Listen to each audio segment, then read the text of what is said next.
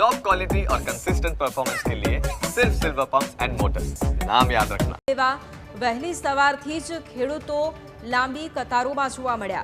સવારથી જ સાંજ સુધી લાઇનમાં રહેવા છતાં પણ ખેડૂતોને ખાતર નથી મળતું। ડીએપી ખાતર ન મળતા ખેડૂતોમાં ભારે આક્રોશ જોવા મળી રહ્યો છે। ખાતરના અભાવે પાકમાં નુકસાનીની ભીતિ પણ અત્યારે સેવાઈ રહી છે। એક તરફ અરવલ્લીના મેઘરજમાં ડીએપી ખાતરની અછત સર્જાઈ છે, ત્યારે ડીએપી ખાતર લેવા માટે વહેલી સવારથી જ ખેડૂતો છે કે જે લાઇનમાં ઊભા રહ્યા હતા। સવારથી લઈને સાંજ સુધી ખેડૂતો છે કે જે લાઇનમાં ઊભા રહેવા માટે મજબૂર બન્યા, પરંતુ છતાંય ખેડૂતોને ખાતર નહોતું મળ્યું। આ ખેડૂત બધા તાકી રહ્યા છે।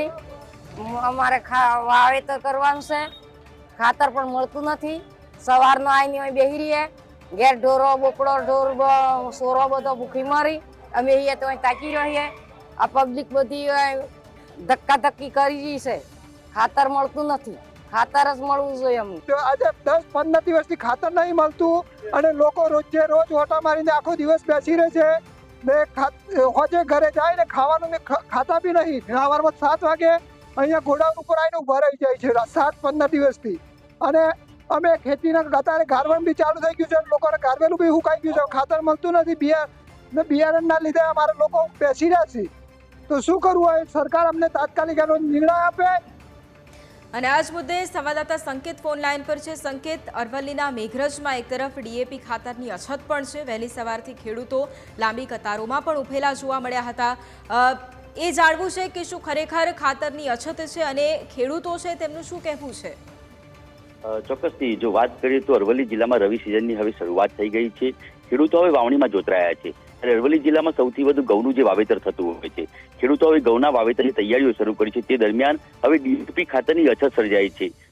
મેઘરજના જે વિસ્તારોની અંદર જે ડીએપી ખાતર ન મળવાના કારણે વહેલી સવારથી ખેડૂતો લાઈનોમાં જોવા મળી રહ્યા છે। પરિવાર સાથે નાના બાળકો સાથે ખેડૂતો અને મહિલાઓ ત્યાં લાઈનોમાં જોવા મળી રહ્યા છે। દર વર્ષે જે ખાતરની અછત સર્જાતી હોય છે, આ વર્ષે પણ ડીએપી ખાતરની અછત સર્જાઈ છે। અને ડીએપી ખાતરની સૌથી વધુ જરૂરિયાત જે ઘઉંના પાક માટે હોય છે, ત્યારે આ સમયે ખાતર સમયસર ન મળતા ખેડૂતો વાવણીની અંદર પણ જે સમય ક્યાંક ને ક્યાંક પાછળ રહી જતા હોય છે। ત્યારે વહેલી તકે ખાતર મળે તેવી ખેડૂતો માગણી કરી રહ્યા છે। અને અરવલ્લી જિલ્લામાં જે ખાતરનો જે અહીંયા જે રેન્ક પોઈન્ટ આપવામાં નથી આવ્યો, જેના કારણે ખાતર અહીંયા પહોંચતું નથી, ત્યારે ખેડૂતોની એક માગણી છે કે વહેલી તકે સરકાર દ્વારા જે આ વિસ્તાર છે, જે અરવલ્લી જિલ્લો છે, તે વિસ્તારની અંદર ખાતર પહોંચતું કરવામાં આવે, જેથી કરીને ખેડૂતો રવિ સિઝનમાં વાવણી કરી શકે।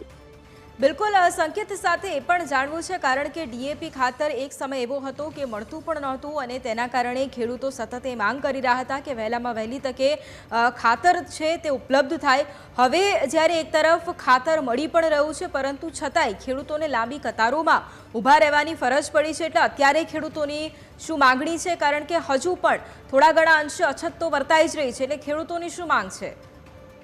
ચોક્કસથી જે રીતે અરવલ્લી જિલ્લામાં દર વર્ષે આ સમયે જે ખાતર જે પહોંચતું નથી, ત્યારે ખેડૂતો વાવણીમાં પણ જે મોડા પડતા હોય છે અને સમયસર વાવેતર કરી શકતા નથી। દર વર્ષે ખેડૂતો જે સરકાર જોડે જે વહેલી તકે જે માગણી કરતા હોય છે, સરકારને જે આગોતરું આયોજન કરવું જોઈએ તે આગોતરું આયોજન કરવામાં નથી આવતું। ત્યારે ખેડૂતોને જે ચોમાસા સિઝનમાં પણ નુકસાન ગયું હતું, હવે શિયાળુ સિઝનની જે ખેડૂતોને આશા બંધાઈ હતી કે સારું ઉત્પાદન મળશે, સારું વાવેતર કરીશું, પણ આવા સમય ખાતર ન આવવાના કારણે ખેડૂતો લાઈનોમાં ઊભા જોવા મળી રહ્યા છે।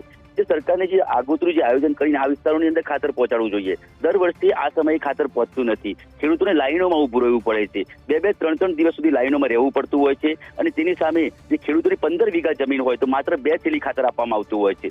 તો કઈ રીતે ખેડૂત પહોંચી વળે? તો ખેડૂતોની એક માગણી છે કે વહેલી તકે સરકાર દ્વારા આ વિસ્તારોની અંદર ખાતર પહોંચતું કરવામાં આવે। બિલકુલ, આભાર સંકેત તમામ જાણકારી માટે।